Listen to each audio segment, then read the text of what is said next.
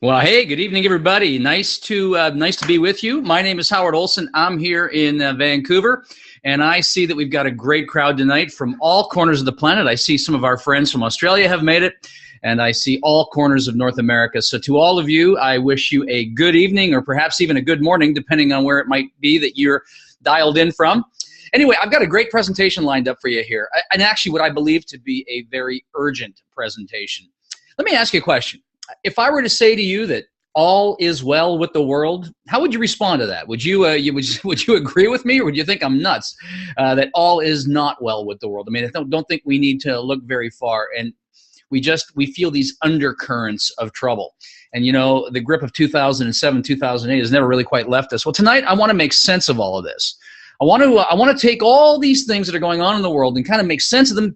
Take these complicated issues. Of course, we got an hour together, so I can't dive into all of it, but I'm going to give you a high-level overview of what's really going on, and then use that as a contrast to share with you why I believe that gold is so very important, particularly at this moment in time. So why gold, why now, and why this thing called Karatbars? But more importantly, I'm going to share with you what I honestly believe is the most powerful financial literacy program in existence today. And I'm going to show you how you can actually get paid in both cash and gold for showing others a better way to save. So it's really a brilliant thing. We're going to show you how to take some of your existing spending habits, turn them into savings habits, and then get paid in both cash and gold for just simply sharing that forward. But I'm getting a little bit ahead of myself here. I want to take you back to school real quick. And remember grade school? Remember grade 1, 2, 3, and learning the 3 R's, reading, writing, and arithmetic? Remember them? All right, so we learned the 3 R's. My question for you is, who taught you about money? And if you're like most people in the live audiences, live presentations that I make, you're probably going, well, no one taught me about money. Actually, not entirely true. I want you to remember graduating from high school, and then you were presented with your credit card application, and I just see some things going on in the chat room. I'm just going to check this real quick, and I'm going to be taking questions at the end of the presentation. So just if you got questions, I want you to write them down, save to the end, and we're going to open up the lines, and we'll have an opportunity for all of that. Hey, Joby Gay, good to see you here. Nice to have you. Anyway, but remember, listen, I want to take you, remember, so you got your first credit card, right? Okay, you graduated from high school, maybe on the cusp of your first job, you got a credit card, and then you learned how to get a credit limit increase, right? So that was pretty good. You were told how that would be good for your credit rating, and so you got your credit limit increase, and then you got your first student loan, and then we got a car loan. And then, you know, maybe we graduated from university or college or whatever that might happen to be, and we got our first real job, and then we learned how to get a mortgage. And then we learned how to maybe get a business loan, and then we learned how to actually borrow money to put into our retirement savings accounts. Listen, think about this. Our entire lives, we have been taught about money by the private for-profit corporations called banks that have a vested interest in selling us their debt instruments, which are their for-profit products. Now, I want you to hang on to that word debt, because that word debt is going to be pervasive through this there's a common theme here. And you're going to see it over and over and over again. I want to ask you another question. All right? When you think about most North Americans or Australians, Canadians, Americans, in a really general sense, when you think of the average person, do you think they have a plan to get themselves out of debt and have the ability to retire in the next 3 to 5 years? What do you think? You're probably shaking your head going, no, I don't think they do. Well, let me ask you another question. Do you? And even if you do, how is that plan actually working for you?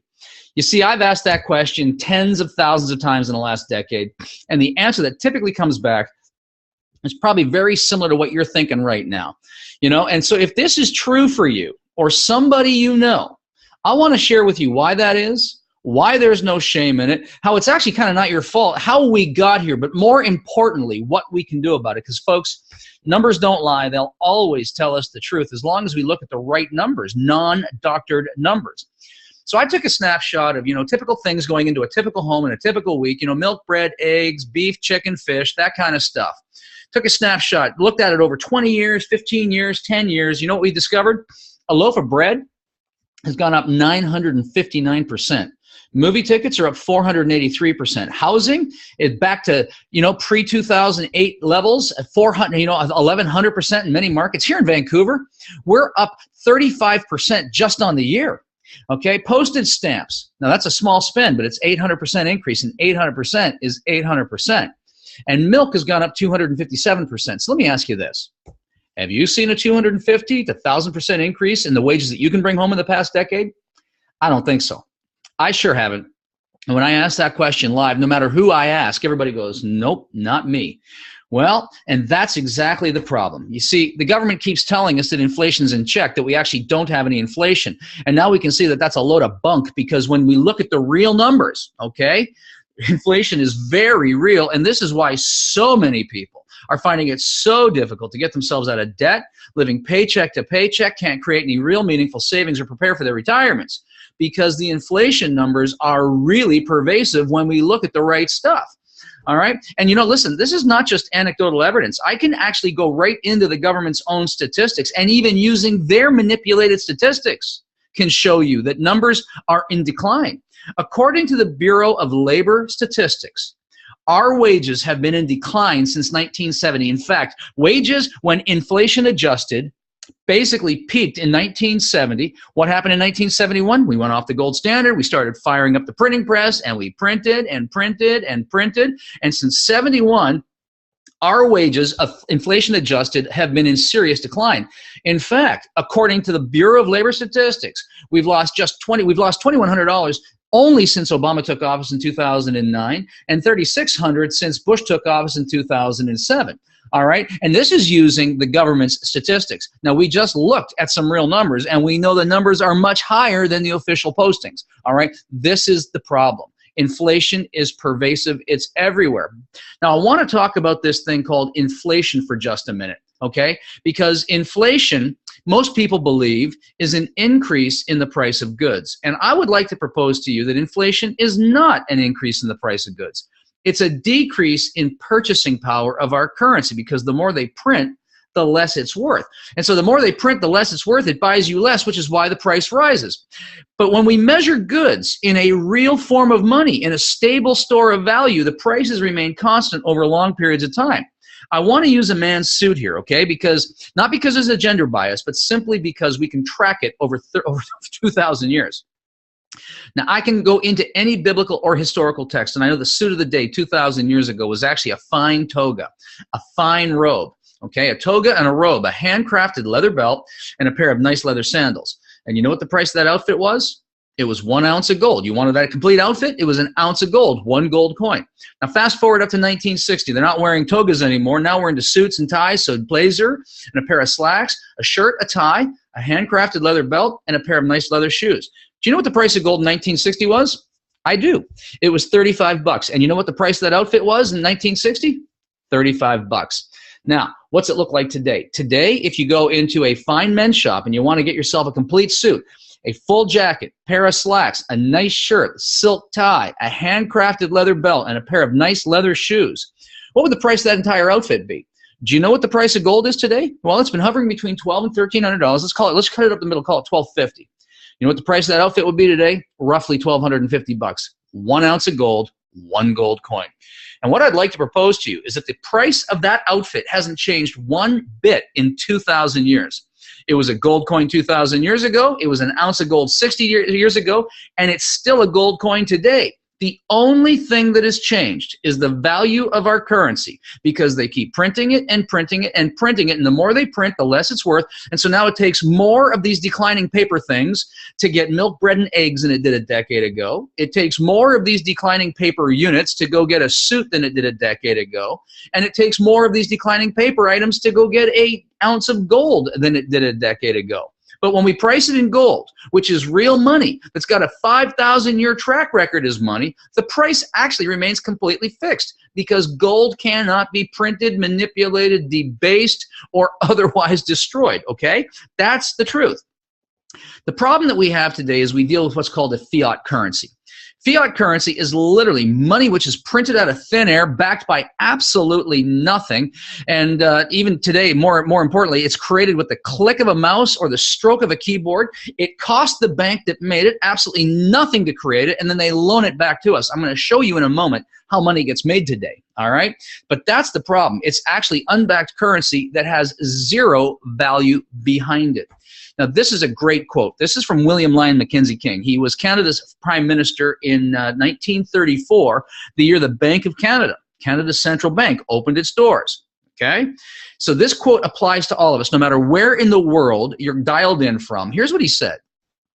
Once a nation gives up control of its currency, okay, hang on to that. Once a nation gives up control of its currency, it matters not who makes the laws, because usury, once in control, will wreak havoc on any nation. Usury simply means loaning money for interest. Once a nation gives up control of its currency. Well, when did it happen? For Canada, it happened in 1974 when we joined the G8. And for the United States, it happened in 1913 with the opening of the Federal Reserve. Now, you see, most people think the Federal Reserve is actually a government institution. It's not. The only thing federal about the Federal Reserve is the first word in its name. It's actually a private bank headquartered in Puerto Rico. Now get this, it's not even headquartered in the United States. It doesn't even reside in the United States. It is a private bank owned by a handful of private shareholders. It's headquartered and domiciled in Puerto Rico. And so, yes, there's the Fed of New York and the Fed of Chicago and the Fed of Texas and the Fed of San Francisco. Those are branch offices of a private bank that's offshore. Here's what I want you to get. The Federal Reserve private bank opened its doors in 1913 and took control of the U.S. and through it the global economic system. What I want you to see here is they started printing these things called Federal Reserve notes, okay? In 1913, a dollar was worth a dollar. It had 100% of its purchasing power. I want to take you down here to 1944. Just follow down this slide with me, okay? 1944 is significant because, you know, World War II was coming to an end. The global trade was up on the rise. Exchange rates were wildly fluctuating. Nations were decimated through the war, so they needed a mechanism to stabilize global trade. So they came up with a system called Bretton Woods. And under the Bretton Woods Accord, the United States would become the brand new reserve currency. It would be backed by gold. So in other words, the United States had the gold, United States was the reserve currency, and all other nations would peg their currency to the US dollar, and in effect, all currencies were on the gold standard using the US dollar as the currency. Okay, you got it? So everybody's on a global standard now. This system worked really well for a number of years. But here's what happened. We just keep going down this chart here, and we get to 1971. The years leading up to that, you know, the late 60s, Vietnam War, hugely costly war. The United States went heavily into debt on the Vietnam War effort, and were unable to pay these war bills. And the only way to pay the bill was basically to fire up the printing press to print more currency. Now, here's the problem. When you have a gold-backed currency, you cannot just fire up the printing press and print more money at will, because every note in circulation represents an equal proportion of gold in the vault. And so if you want to print more money, you need to inject more gold into the vault. Well, the U.S. didn't have any more gold, and the minute they started firing up the printing press, all the world said, hey, we don't want your U.S. dollars anymore, give us the gold. So in 1971, Nixon says, we're closing the gold window, and we're taking the United States off the gold standard. What this did was give them the ability to fire up the printing press with no value behind it. But remember, Bretton Woods is still in play, and everybody was pegged to the U.S. So when Nixon took the United States off the gold standard, he pulled the entire world off the gold standard, and they've been printing and printing and printing and printing worthless, unbacked fiat currency ever since. 1971 was the year the world went on to a fiat currency system, okay? It's huge. Now, this chart gives us a perfect 100-year snapshot of the U.S. dollar, and from 1913 to 2013, the dollar had lost 95% of its purchasing power, or in other words, a dollar got you a dollar's worth of stuff in 1913. By the time you get to 2013, a dollar only gets you 5 cents worth of stuff, okay? We're in 2016 now. We've actually lost 99% of our purchasing power, but I'm going to get into that. I'm going to show you this in just a second. This chart right here beautifully represents our increasing money supply. I want you to just look at this red line. Now, this chart starts in 65, but we could effectively go all the way out to the corner here. What this shows us is the history of the U.S. dollar and how it increased. Just follow this red line. I want you to notice how you got this really very gradual increase. And at about 1971, funny enough, the year that we went off the gold standard, you start to see this line begin to slope upward. The upward slope shows us the year-on-year increase in money, unbacked, okay, fiat currency. I just want you to know, we get here to 2008. 2008, okay, so you got this slow, steady increase until we hit 2008. What happened in 2008? Well, that's when we had the last major banking crisis, right? The subprime mortgages, the banks were over leveraged, the system was on the verge of collapse. In fact, many of them did collapse, and the government came along and then bailed out private banks using taxpayer dollars to do it. And then then the Federal Reserve started, this private bank fired up the printing press and started, QE1 and QE2, and then we heard of QE3. Many people are confused by that, don't really quite understand it. It's very simple. Quantitative easing, all it means is we're going to print more money. They just find a beautiful way to come up with a brand new term because the word print more money would be politically unpopular. QE, quantitative easing, all it means is we're going to print more money. Now, here's what I want you to watch. 2008, there's $825 billion worth of currency in circulation. We get here to 2016, from $825 billion, they've now increased the U.S. monetary supply to $4.7 trillion.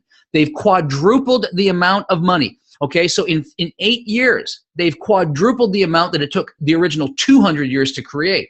If you want to know where the inflation is coming from, this is it. The more they print, the less it's worth, so it costs more to buy stuff. It's like a hidden tax. And it's not just the United States. I could take you through the charts of every G20 country. Canada, China, India, 2008 hits, boom, bang, kaboom. Lots of money being printed, and the whole world is printing brand new units of currency, whether it's pound sterling, European euro, Japanese yen, Australian dollar, US dollar, Canadian dollar. The whole world is printing excessive amounts of currency. And this is where our inflation is coming from. Now, I want to talk about this word inflation one more time. It's critical that you understand this. Okay, so inflation. We just said it's not an increase in the price, it's a reduction in your purchasing power. The word inflation is actually the noun form of the verb to inflate.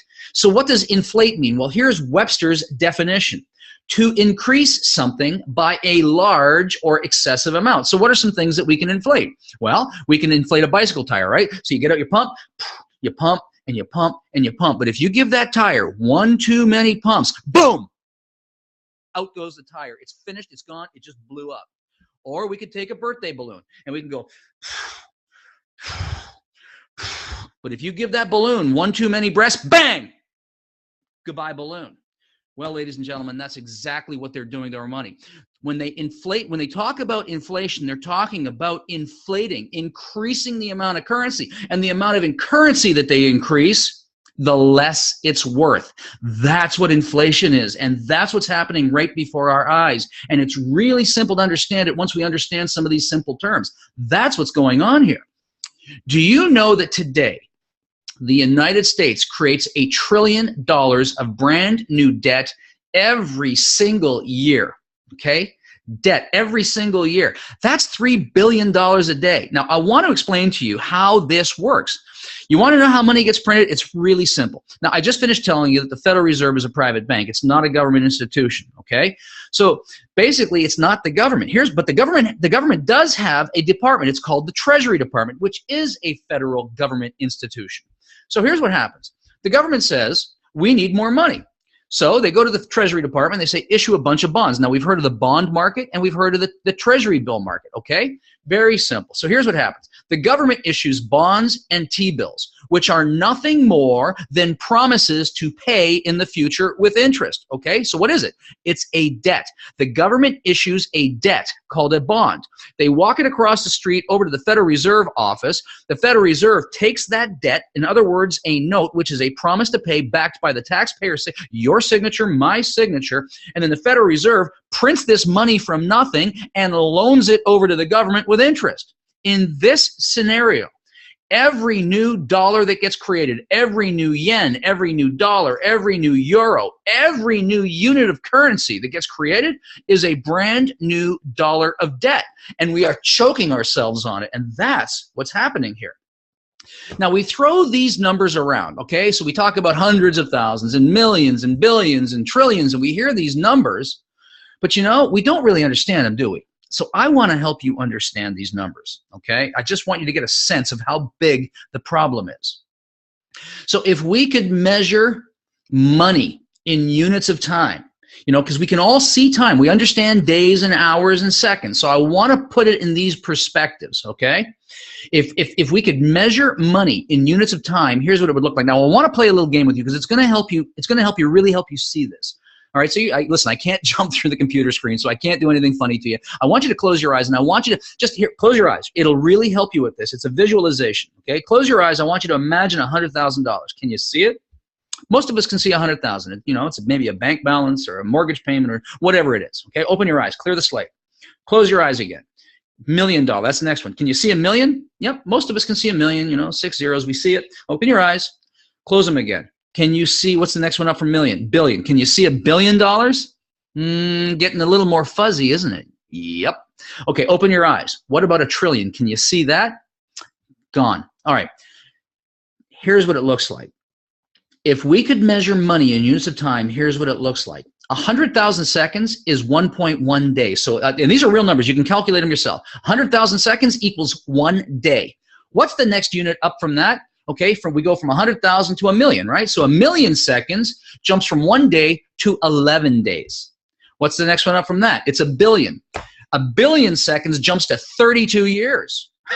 You starting to see when we talk about our money? What's the next one up from that? It's $1 trillion. You want to know what $1 trillion is? Look at this. From 1 billion to $1 trillion, we jump from 32 years to 32,000 years.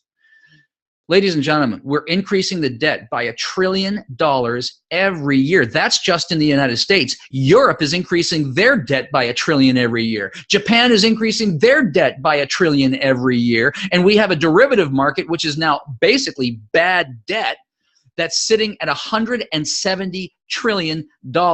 You could tax 100% of the entire world's population. Now, you could never do it, but theoretically speaking, if you taxed 100% of the people, 100% of their income, it wouldn't generate enough money to even pay the interest on that amount of debt. Ladies and gentlemen, we're sitting on a house of cards, and if time were money, bang, we are out of time. And Voltaire put it so beautifully when he said, paper, fiat, money will always return to its intrinsic value, which is zero. Ladies and gentlemen, we are sitting on the edge of a cliff that's about to implode itself, okay? It's important to understand this. The size of the problem today is 4 times bigger than it was in 2008 when we had the last crisis. What does that mean? It means that the next crisis is 4 times bigger. Actually, it's more than 4 times bigger. Now, this is not a doom and gloom presentation, okay? I think knowledge gives you power. I think, you know, just like there is day and there is night, and there is hot and there is cold, and there is light and there is dark, there is crisis, there is opportunity, but we can't talk about the solution unless we first understand the problem, and that's what the front end of this presentation is all about. All right? Now, I want to share with you a couple other things. So let me ask you this. Have I made a case that inflation is a reduction in our purchasing power? Like, does inflation make sense to you? Okay? And we got a big problem. That the level of debt that we've created is completely unsustainable. Have I validated that? And that when this inflation comes in when we lose our purchasing power. All right. I want to talk about some other current events that are going on because I want you to see the big picture. Okay? So I want to talk about the petrodollar. I want to talk about what's going on with China and Russia. And I want to talk about these things called derivatives. So let's start with the petrodollar. Now, we've all heard of the petrodollar, haven't we? All right, so what is that? Well, here's what happened. 1971, Nixon takes the United States and the rest of the world off the gold standard, and all of a sudden, listen, under Bretton Woods, the whole world had to use U.S. dollars as the world's reserve currency. So I see some people raising their hand through this presentation. I'm just going to keep plowing through this until we get to the very end, and at the end, I will take questions, okay? So just hold your questions until we get to the end of this thing. All right, so in 1971, we go off the gold standard. Okay, demand for U.S. dollars begins to drop. The States is printing off these dollars, and there's no place for these dollars to go. So they need a new reserve currency system. So here's what they did. OPEC stands for the Organization of Petroleum Exporting Countries. And Henry Kissinger and Nixon and the whole trade delegation went to the OPEC nations, Saudi Arabia, Qatar, Kuwait, Iran, Iraq, all of those guys, and basically said, here's what we want you to do. We want you to sell your oil to now these are the major exporters. We want you to sell your oil only in U.S. dollars. To which they replied, well, why would we do that? Well, in exchange for you selling oil only in U.S. dollars, We'll provide you with military cover. We'll put bases into your countries. We'll protect your oil fields so there'd be no cost, no military spend on your parts. We'll protect you. Good deal for the country. So they said, okay, we'll go along. And under which the petrodollar and OPEC was born. Now, here's what it looks like. Okay? Under the petrodollar system, every nation had to buy its oil in US dollars, but they all got their own currencies. All right. Now, the United States is not the only country that buys oil. Everybody buys oil, and the whole world was under massive development. Okay. So here's how it works. So China and Russia and India and Australia and Japan, anybody who needs oil had to take their currency and convert it for US dollars so they could use those US dollars to buy oil. What this did was, so as global demand for oil increased, it also increased global demand for US dollars, which meant that as the Federal Reserve fired up their printing press and printed and printed and printed and printed and printed and printed and printed, the United States was able to export their inflation to nations around the world. You follow me so far? All right. This enabled the United States to maintain a pretty high standard of living, because normally when you print that amount of money, you'd get hyperinflation. You blow out your cost of living. But they were able to take that inflation, export it to other countries, and keep a relatively good cost of living at home. But here's what's going on now. All right. Now, first of all, I showed you how all this money printing has reduced the purchasing power. And there's a lot of bad loans sitting out there, okay? The second thing that's going on now, the globe is in a recession, so the global demand for oil is falling, which is reducing global demand for US dollars. We've also seen the price of oil fall from $100 a barrel to $40 a barrel, which also reduces the amount of these dollars that have to get exported around the globe. And the next thing that's happening is that the OPEC nations have said, you've printed way too many of these dollars. They're not worth anything anymore. They're all walking away from the petrodollar system. And just because you're not hearing it on CNBC or NBC or CBC or CNN doesn't mean it's not happening. And the entire petrodollar system is now beginning to fall apart. And all those OPEC nations, and Syria and Iran and Iraq and Saudi Arabia and Qatar and Kuwait, they're selling their petroleum in non-US dollars. What does that mean? It means that they don't need the US dollars anymore that they're sitting on. So if you don't need them anymore, what happens to them? Well, they got to go back to the place they were created. In other words, they're coming home. And when that happens, and all of those dollars come back on shore, we're going to see massive increases in pricing, because there's going to be a flood of inflation to hit the shores. Okay, so that's part number one. It's a very, very scary thing, and it's very real, and it's happening right now, even as I make this presentation. The second thing that's going on, okay, because of all this massive money printing, there's a band of nations that got together they call themselves the BRICS. Brazil, Russia, India, China, and South Africa have said, you know, I don't want to touch these US dollars anymore. They're not worth anything. So they have created their own trade alliances now. And they say, we will trade amongst ourselves using only our currencies, and we will no longer accept the US dollar as the world's reserve currency.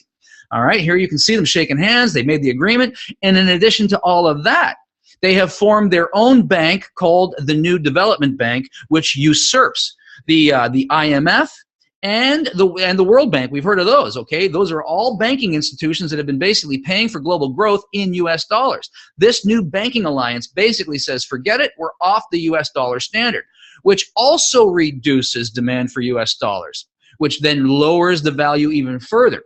Ladies and gentlemen, we got a major problem coming on. Now, there's something else going on. China, for the last decade, has been very quietly, and now recently not so quietly, buying up massive quantities of gold. They've been buying roughly 2,000 tons of gold. A ton is 2,000 pounds. 2,000 pound lots of gold every single year. Why? Because gold is money, and they want to create the next world's reserve currency backed by gold, to go back to the place where we were before, where we had a stable money system. Now, this is not just a pipe dream. In fact, in November, just before Christmas, here's Christine Lagarde, the chairman of the IMF, the International Monetary Fund, came out and said, congratulations, China. You are now one of the main players. You are a reserve currency. And again, you're not hearing about this on CNBC or CNN, but it's all happening right now, even as we're listening to each other on this webinar. And in fact, Here's a billboard. There's two of them. One hangs outside the Beijing airport, the other one outside the Shanghai airport, and China has come right out and said, here we are, the RMB, your new choice, the new world reserve currency. The world is shifting at such a rapid pace, and our mainstream media isn't reporting it, but it doesn't mean it's not happening. All of these things are happening, which are undermining the importance of the US dollar, which means we as North Americans need to start preparing for this. In fact, we should have started preparing before, and if you haven't, now is the time. I'm going to show us what to do about this. Here's the thing. JP Morgan, you know, we've all heard of the JP Morgan Bank. This is a picture of the original JP Morgan, okay? Here's what he said. Now, look at the date on this quote. It's 1912. What year did the Federal Reserve open its doors? 1913. The guy that actually created the Federal Reserve, right here in his own words, he comes out the year before they open his new private bank and say, gold is money. Everything else is credit. What does that word credit mean? It's just another word for debt. I'll pay you tomorrow for the ability to spend today. All right? Gold is money. Everything else is debt. And I showed you how money gets created, right? Every new unit of currency in a fiat system is a new unit of debt. All right? There's something to this. He knew exactly what he was talking about because he created the system that we currently reside in. So gold is money. Okay? Gold is money. Everything else is debt. Listen, most people look at gold as an investment. Gold is not an investment. Gold is money. It's got a 5,000-year track record as money. It's God's money. He created it. You cannot print it. You cannot destroy it. It has a stable store of value. It is precious and it's finite, which is why it works as money. And if you follow the history of money, we always go to a gold standard, go off it, destroy it, and then come back to a gold standard. That's where we are today. Okay, so gold is money. It's also money insurance because it protects our purchasing power. So the value of gold, the purchasing power of gold actually doesn't really rise or fall. Remember that example I gave you at the beginning here about the suit? It was a suit was an ounce of gold 2,000 years ago. It was an ounce of gold 60 years ago, and it's still an ounce of gold today. So purchasing power of gold really doesn't change.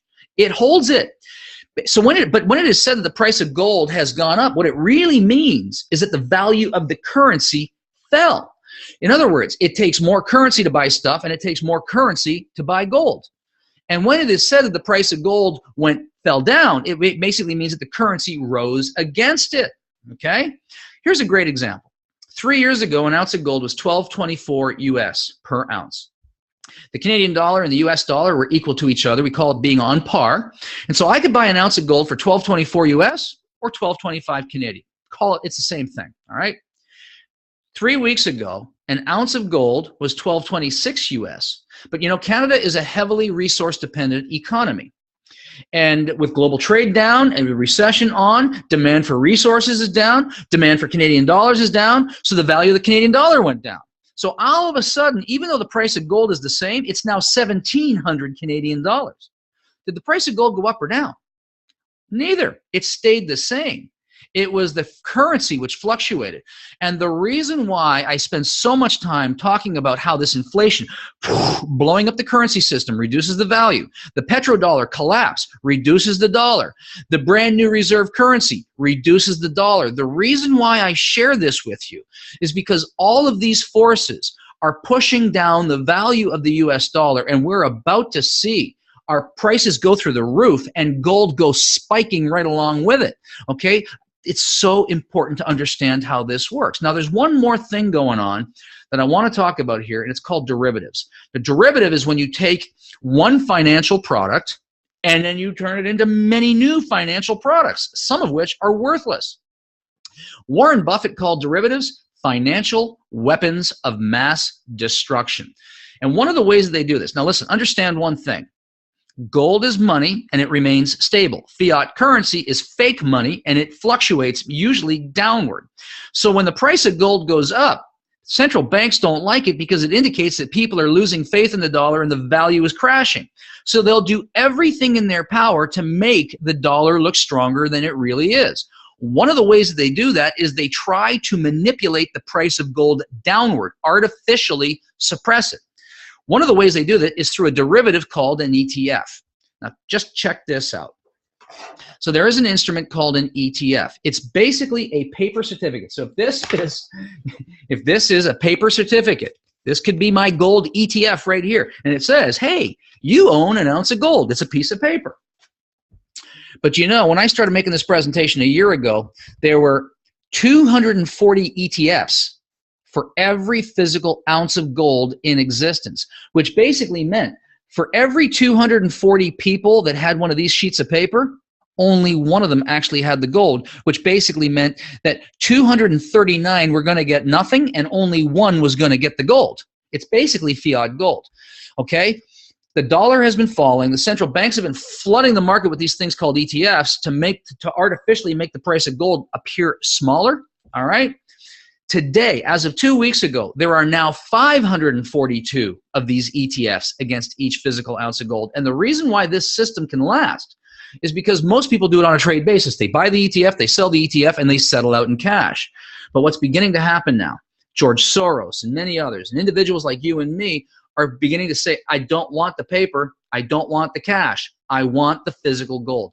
Ladies and gentlemen, you want physical gold because if you've got one of these ETFs, for every one of these ETF, for every ounce of gold out there, there's 542 people that think they own it that don't. You need to have your hands on physical gold. And what's going to begin happening now is people start claiming it up. And here you see a picture. The vaults are empty. They've been manipulating the market with gold that doesn't exist. And so, you know, when you look at the spot price, people always go to the internet and look at the spot price.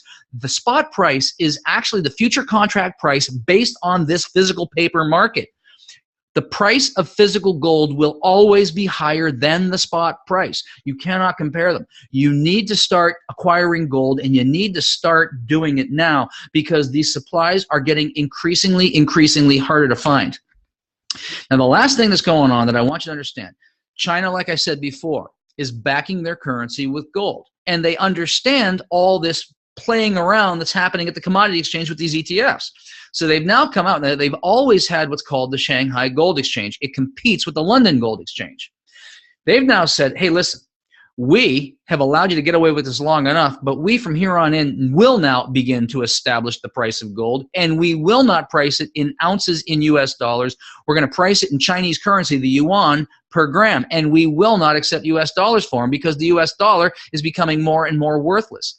Ladies and gentlemen, now is the time to get your hands on gold, now more than ever, okay? So let me ask you something. Have I made a case for inflation? Yeah, I hope I would say yes. Have I made a case that the petrodollar collapse, the reserve currency system collapsing, the band of nations and China backing its currency are all putting downward pressure on the dollar that must sooner or later manifest itself? I hope you'll answer. Ladies and gentlemen, I really do believe that we will have in the not too distant future a situation right here in Canada, the United States, that looks identical to what's going on in Venezuela right now. And if you don't know what's going on there, just Google it. So let me ask you a question. You probably live in a home or apartment. You got a pretty comfortable life right now. You probably have some form of homeowner's insurance. You probably got some kind of medical insurance. You probably got car insurance. But let me ask you this. Do you have any money insurance? And what are you talking about, Howard? Well, I think you figured out I'm talking about gold, right? So let's look at some more numbers, okay? Since the Great Depression in 1932, under the Federal Reserve banking system, the dollar has lost 98% of its purchasing power. While gold, the vehicle that used to back our currency but doesn't anymore, gold has risen in value more than 5,800%. That's a real number, okay? Are you catching this? This is for real.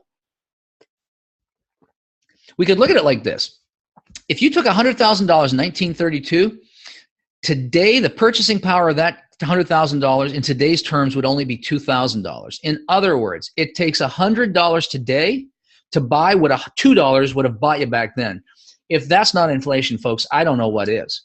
We could also look at it like this.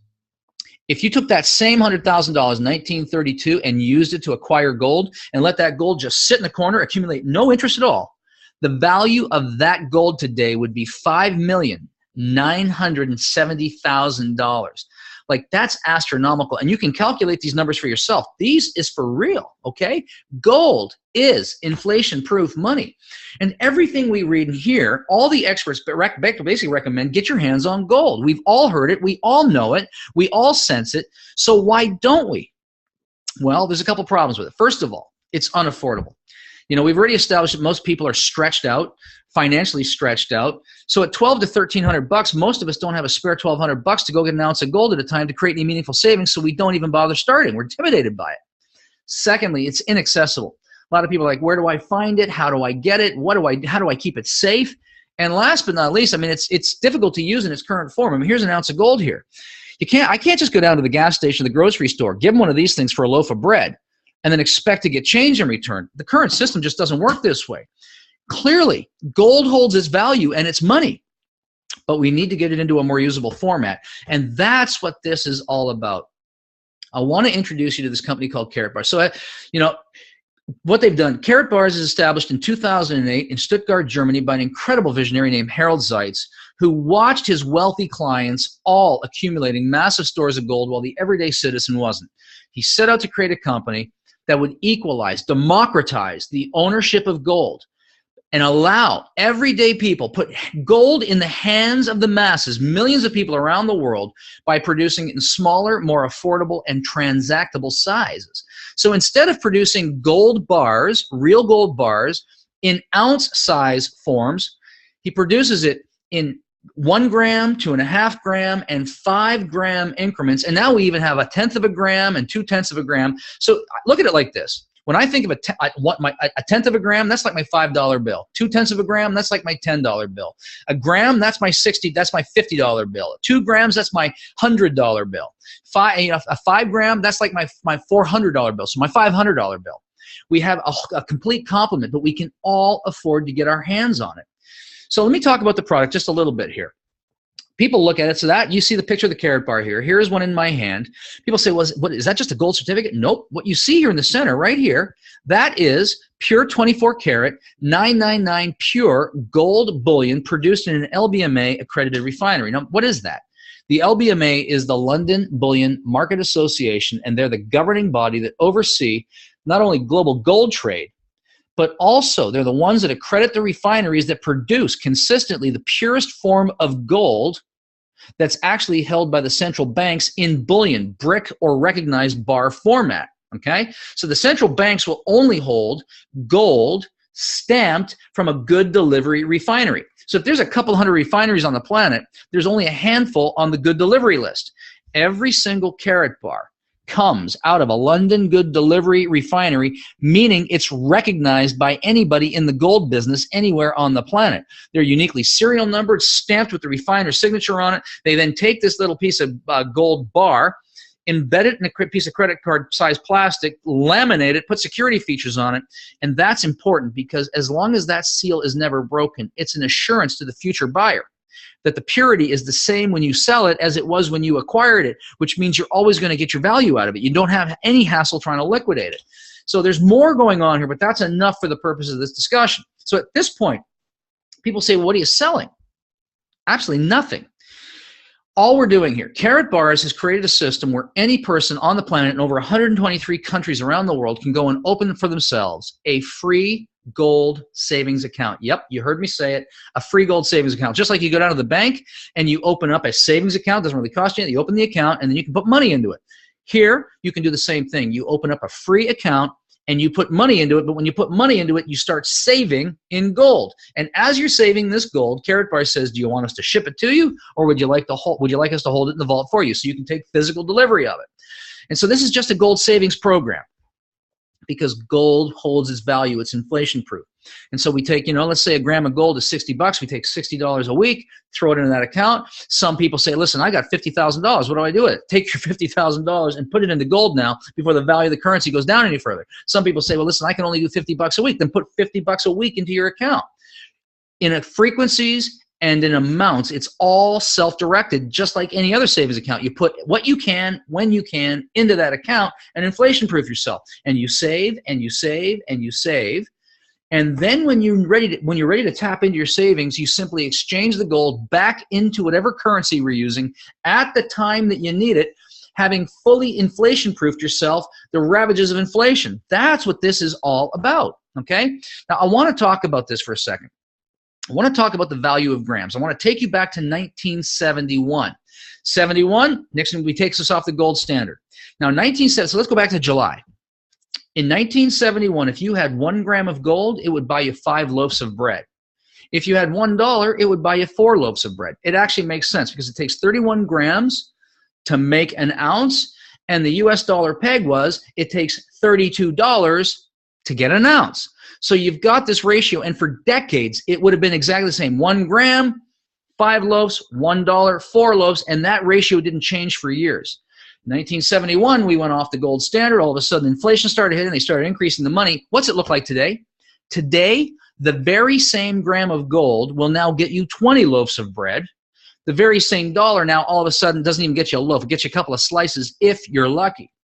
What held its value? Well, I would actually say that gold more than held its value. It gets you more today than it did then because the inflation has destroyed the money. Now, here's what I want you to understand. We spend a lot of time helping people understand the nature of inflation and then understanding the reason why gold is so important because it holds its value, okay? Here's the problem.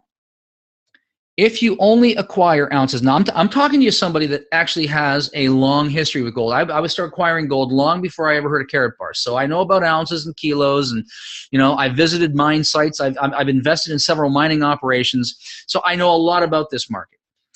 Now here's the thing. I first started acquiring only ounces. Now here's the problem.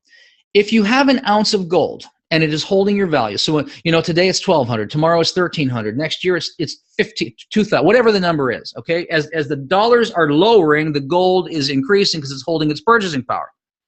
If I've only got an ounce of gold and I need to turn it back into cash, I can't just cut this thing into 16 pieces and give them just 1/16 or 1/4 or 1/8. I need to give them the entire amount. So let's make it nice and simple.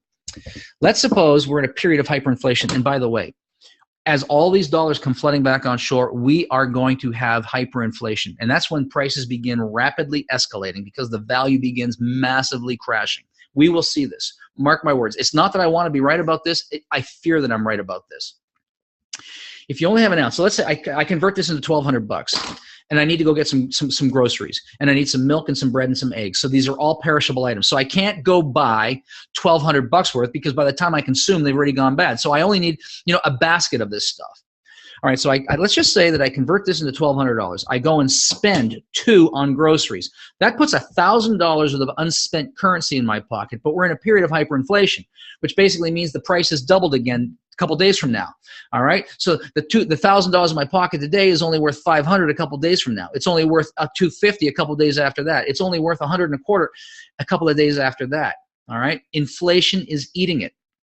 The beautiful thing about these little grams, as the value of the currency drops, as the prices go up, the value of the gold also goes up. So this gram will get me 20 loaves of bread today. It'll get me 20 loaves of bread tomorrow. Now you don't need 20 loaves, but it'll get me a basket of groceries today. It got me a basket of groceries 10 years from now, and it gets me a basket of groceries 10 years from now. The beautiful thing is, once I understood this, I said, I don't want to get ounces. I want to get my hands on as many of these grams as I can because now I can spend them as I need them and not have to convert large quantities and put currency in my pocket that is going down the very second I put my hands on it. This is small, inflation-proof, spendable units. And I can't stress this strongly enough. You want to get your hands on as many grams as you humanly can. Get as much as you can, as often as you can. Now, here's what Alan Greenspan said. We know who he is, right? Former chair of the Federal Reserve. He's the one that started all the bail-ins, all the QE programs. Here's what he said. He who owns gold owns money. We heard it from the first central banker, J.P. Morgan. We're hearing it from the next central banker, Alan Greenspan. He who owns gold owns money. Now, catch this. In the absence of gold, there is no way to protect your savings from confiscation through inflation. Confiscation through inflation, think about it. If you put $1,000 in the bank today and you just leave it there for 5 years and you pull it out 5 years from now, will the $1,000 buy you more or buy you less 5 years from now than it does today? And I think we'd all answer it's going to buy less. That's what it means to have your money confiscated through inflation. Gold protects you from that because the value of it doesn't go down. So we're in the gold savings business. And I just want to take you through this very quickly. Okay? What if you saved, we all believe that saving money is an important thing to do, but as we save, inflation is stealing it. But what if we put $300 a month into a savings account? We did it for 20 years. At the end of 20 years, you would have saved $72,000. $300 a month, by the way, is about $60 a week, $65 a week. It's about $1 a week, okay? But $300 a month goes into a savings account. At the end of 20 years, $72,000 went in. Unfortunately, because of inflation, That $72,000 in today's terms only buys you $56,000 worth. In other words, you've lost $16,000 worth of purchasing power over the course of 20 years. What if you still moved $300 a month into an account, into a savings account, but you moved it into a gold-based account? Well, over 20 years, you still put $72,000 aside. However, it's now set aside in gold, and the value of that gold accumulated over time today is worth $236,000, a net increase of $164,000. Now, when you think about this and you understand the nature of inflation now, can you see the implications of saving in gold toward your retirement or your kids' education or just buying your groceries 5 years from now? I certainly could. And I know what I've decided to do. So let me ask you this. How would you rather save? In this toilet paper money or in a real store of value that will not devalue to zero over time? Well, I'm just going to let you come to your own conclusion, and I hope you're coming to the right one. All right? So that's really what this is all about. Okay? Now, if all we had was a gold savings program, it would be enough. I would do this night and day, helping people understand the nature of inflation and how to get ready for what's coming. Okay? By the way, if every major earthquake has a tremor that precedes it, 2008 was the tremor. Man, the big earthquake is coming. Okay? I really believe this. This is why I do this. And if all we had was a gold savings program, I would do this night and day for anybody who would listen, because I want to help them get ready for this. You need gold. You need gold. And if that's all we had, it'd be perfect. But you know, what if we could show you how to actually start accumulating and acquiring gold out of a system with no out-of-pocket expense and have it actually paid for by the very same system? If that's you, this part is for you. Or if you wanted to create, an additional income stream, okay, a part-time, spare time, or even maybe full-time income stream, let me show you how this works. Because, listen, we love our customers. We got lots of people that say, I don't want the business part, I just want to save gold. Perfect. Set up an account, get as much as you can, as often as you can. But if you'd like to earn income and actually get your gold paid for by a system, pay attention to this. This is for you now.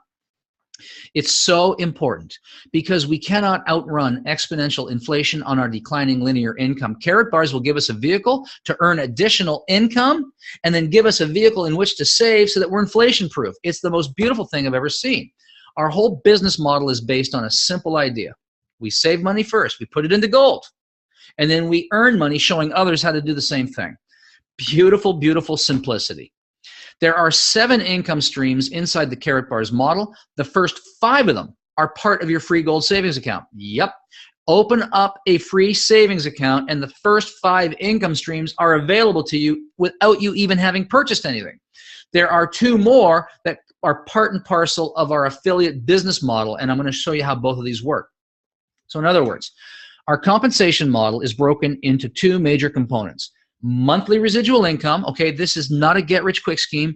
When I look at this, this is my 3 to 5 year plan. I know that if I'll just work this, consistently work this over the course of the next 3 to 5 years, I'm building for myself a residual income stream that will take care of me the rest of my life. It takes some work, it takes some effort, it takes some conversations, but the back end is covered.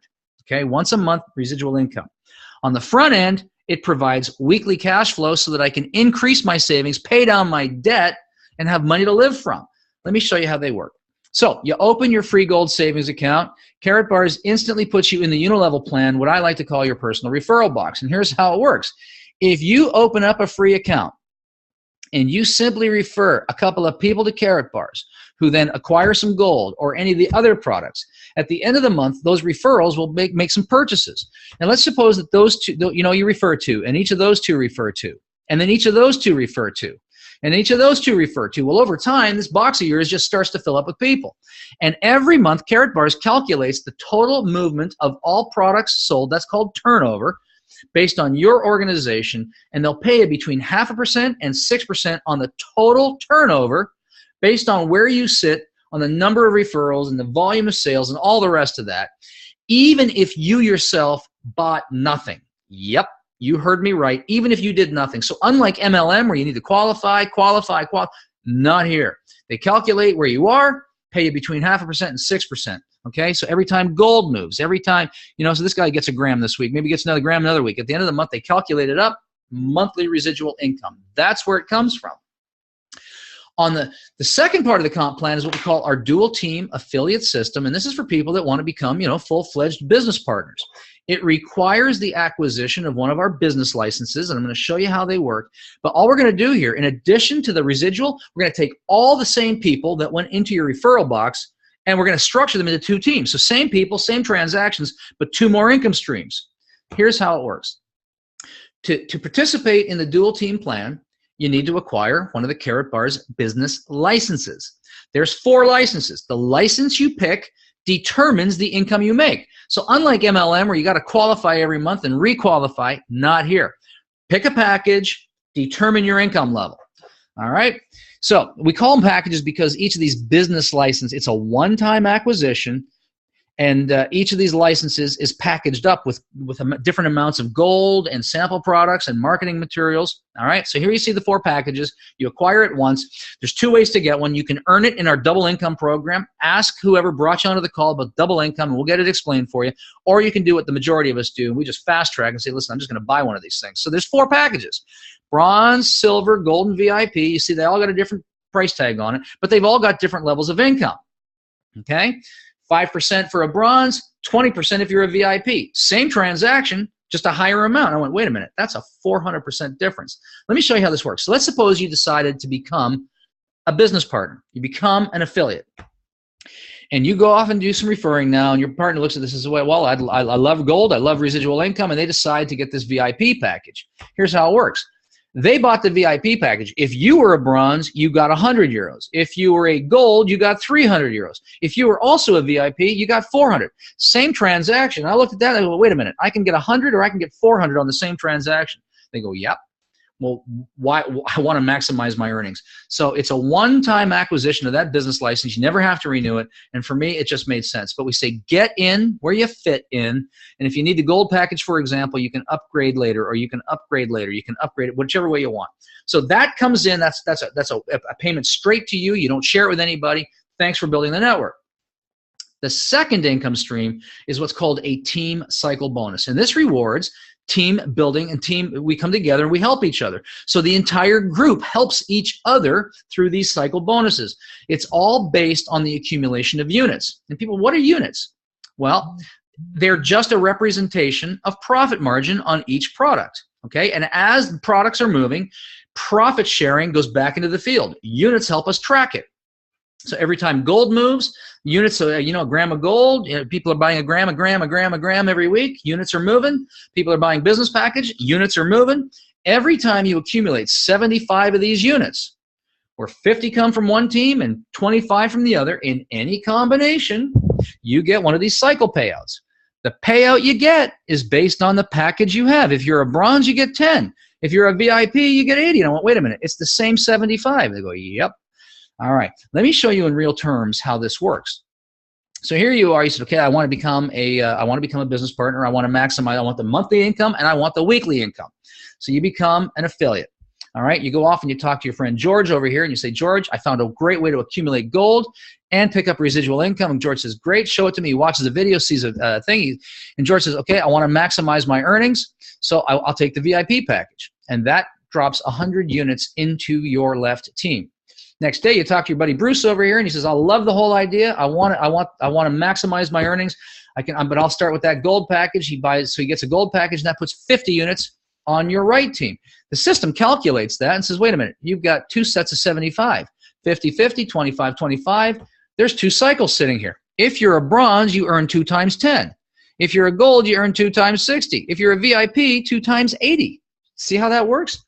I looked at that, and so in this example, you're a VIP, so you get 2 times 80, drops 160 euros into your account. Now remember, you referred both of these people, so you also get the direct package bonus, which means as a VIP, if you were a bronze, you would have earned 5% of each of those transactions. As a silver, 10.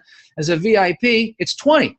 So you earn 20% of George's VIP package and 20% of Bruce's gold package, and that drops another 556 euros. And so with 2 transactions right out of the gate, 716 euros go off into your account. Now, next day, Bruce talks to Sally. She joins. You had nothing to do with that, but she's in both of your teams now. And then George talks to Julie over here. Apparently she gets a VIP package. And then George and Julie start having some conversations, and 570 units show up. Now they're just going to sit there and wait. A few days later, Sally and Bruce get busy. 300 units show up over here. The system calculates it. You take the highest number divided by 50. There's 11 cycles. 11, in this example, 11 times 80, another 880 euros drops into your account. All right? Bang. Now, day after day, week after week, this is how it goes. The teams are growing. People are talking and making some referrals. These units are accumulating. What I want you to see is that both of these systems work together. You refer somebody, they go into your personal referral box for the monthly income. They also go in your dual team. Refer another one, both systems. If you refer another one, both systems. They start referring, both systems. Both systems working together, creating 5 pay cycles. Once a month in the in the personal referral box, back-end residual, every single week in the dual team system. And gold is also part of the compensation. Every time you generate 200 euros in commissions, a gram of gold goes into your account because you need gold. And the balance of cash goes onto your card. When you get to 4,000 euros, 4 grams goes into your account, and the balance of cash, so 3,700 euros, goes onto that MasterCard. Cash and gold paid for by the system every single week. We're not spending money. We're literally saving money in gold and then getting paid to show others how to do the same thing, protecting ourselves. Our business plan is real simple. 3 simple steps to save money, accumulate wealth, and protect your purchasing power. Open a free account. Step number 1, just open an account. You can look at it, get comfortable with it, see how it works. Step 2, if you believe that saving money is important, do that. Start moving money into a gold account. I say get a gram a week. Honestly, get as much as you can, as often as you can, because the price of gold is about to go through the roof, and you want to get as much of it as you can now, okay? And last but not least, if you want weekly income, pick a package, begin referring. This is Harold Seitz. He's the founder and visionary behind the company. He said, listen, the reason why I do this, it's my goal that with Karatbars, we're going to help millions of people find true financial freedom and get off of this existing system of debt. And, he really means it. Now, last but not least, we have a convention every year. I want to just talk about this real quick, and then we're going to bring this to a nice, tight little conclusion. Every year, we have this massive convention. This year, it was down in Los Angeles. 1,000 people got together. It was incredible. But there were a lot of people that couldn't make it. So if you couldn't make the convention, or if you love the convention, we're bringing the convention to you. We have what's called the RST, Regional Success Training. All right? We're doing 2 of them. We're doing one up in the Pacific Northwest, Vancouver, about a 2-hour drive north of Seattle, and we're doing another one down in the far southeast, down in Atlanta, Georgia. So no matter where on the continent you are, you want to get to one of these things. 2 days of intensive training, affiliate training, business building, inspiration, and we're bringing Harold Seitz, the CEO, into both of these events for some incredible vision casting. Here in Vancouver, it's July 22nd and 23rd. On the Friday, we're going to have the training, and on the evening, we've got Vancouver Harbor, by the way, is one of the most beautiful harbors in the world, and we've got a dinner yacht cruise lined up. There's seating for 200 people, dining, dancing, and cocktails with the CEO, maximum number of people of 200. Get your tickets at rstvancouver.com, rstvancouver.com. The tickets are subsidized compared to the convention. We're bringing the convention to you. You want to be in Vancouver. If you're closer to Atlanta, on July 28th to 30th, same thing. Harold Seitz is going to be down there, 2 days of intensive training, and you can find tickets for the Atlanta event at atlantagoldrush.com, okay? So make sure you hit these 2 events. And with that, I say, behold the power of gold. All right? Our world is changing. Listen, I'm going to say this one last thing, and then I'm going to open up the lines for questions. I want to remind you what happened in 2011. Take you back to September 11, 9/11. We all went to bed on the 10th of September, and the world looked a certain way. We woke up the next morning to a set of horrific events, and with a snap of a finger, the world changed. And there was nothing you could do to change it. Ladies and gentlemen, I honestly believe, I don't know what the next trigger event is going to be. Many banks in Europe were already closed in the last week. Venezuela has already crumbled. The U.S. banks are very fragile, and we're printing money like there's no tomorrow. We are in a deep recession. I don't know what's going to trigger this, but my guts are telling me we are closer now than ever. We're going to go to bed one night, and everything is going to be fine. The world is going to be normal, and we're going to wake up the next morning, and something will have happened overnight, and the world is going to change in a way never to return again. I can't encourage you strongly enough to begin acquiring gold and start doing it now. We have way too much complacency. We have way too many people thinking that it's, oh, you know, when it happens, I got time to prepare. When it happens, you will not have time to prepare, because when this happens, the price of gold is going to go from $1,300, $1,200 to literally $2,000 or $20,000. I'm not a financial advisor, and I'm not going to make predictions. I'm just telling you, based on my experience, my life, everything that I know, have seen, and observed, the way that I'm guiding myself now. The price of gold today is a gift. It's a gift from God, and get as much as you can, as often as you can, because when this comes down, it's never coming back. All right? And so with that, I say thank you for giving me some of your time. God bless you. Please, please, please take the information you've been empowered with tonight. You know, they say, you know, it's $1 million idea. There's no such thing as $1 million idea. It's only $1 million implementation to plan. Ideas are a dime a dozen. They turn into $1 million when you do something with it. So with that, you know, I'm just going to go to the chat room here and just see if there's any questions. If there are questions, I'd be glad to answer them for you here live. And if there are no questions, then we'll just say God bless you and have a good night. Will there be a bank holiday in the U.S., and what is a bank holiday? Okay, so you know how we said quantitative easing is just a nice way to say we're going to print more money so that people think it's a soft, friendly, beautiful thing? A bank holiday, lady, I promise you, Nikki, a bank holiday is not a holiday. A bank holiday is basically when the system collapses and they close the banks and you don't get access to your money. And they call it a bank holiday, but really what it is, they shut the banks down to make sure that there's not a run on the system. All right. Yes, there will be a bank holiday. We've actually already seen it. We've had a couple times now. I mean, right here in Canada, it's getting more and more difficult to get cash out of the bank machine. Deutsche Bank is one of the largest banks on the planet. 2 weeks ago, they shut down all of their branches and all of their ATM machines on a Friday at noon and didn't open them again until the following Tuesday. That was a mini bank holiday because they were in crisis. A bank holiday is not a time of celebration. It's a time where you do not get access to your money. And so I would tell you, get your hands on gold because you can convert it on the fly, but you're probably going to want to have some cash around your house because there will be a bank holiday coming, all right? So, okay, have we got any other questions? I see some nice comments here saying, you know, thanks. I'm glad you find value in it. Thanks, Judy. Thanks, everybody. But listen, I really want to help you with this. So I see some hellos. I see yes, we hear you. I explained the bank holidays. Any other questions? Anybody at all?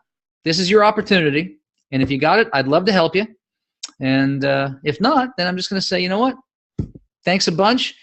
Bless you again. This is Tuesday night. I'll be back online Thursday, or I'll have somebody here. I'm doing a road trip. By the way, I'm going to say this. If you know anybody anywhere near Calgary or Edmonton, Alberta, I'm taking a road trip. I'm going there. So I've been on the road for the entire month, and this is nothing about me. It's about the timeliness of this message, okay?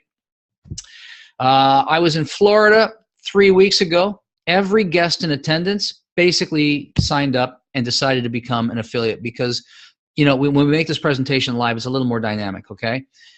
Here in Vancouver, every guest in attendance basically said, okay, I get it. In Seattle, it was a smaller audience, but every guest basically joined. And I predict that in Calgary and in Edmonton, we're going to have just an incredible time.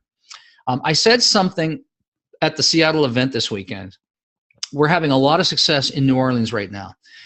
They're packing out you know, when we're doing these live presentations, hundreds of people are showing up and they're having almost 100% success rate. People just get it. And you want to know why it is? Because they know what it looks like to have a crisis. Down in New Orleans, they know what a crisis looks like. And they know when the crisis hits, from their own experience, they know that no one's coming and they need to be prepared. That's what gold is. Gold is your preparation.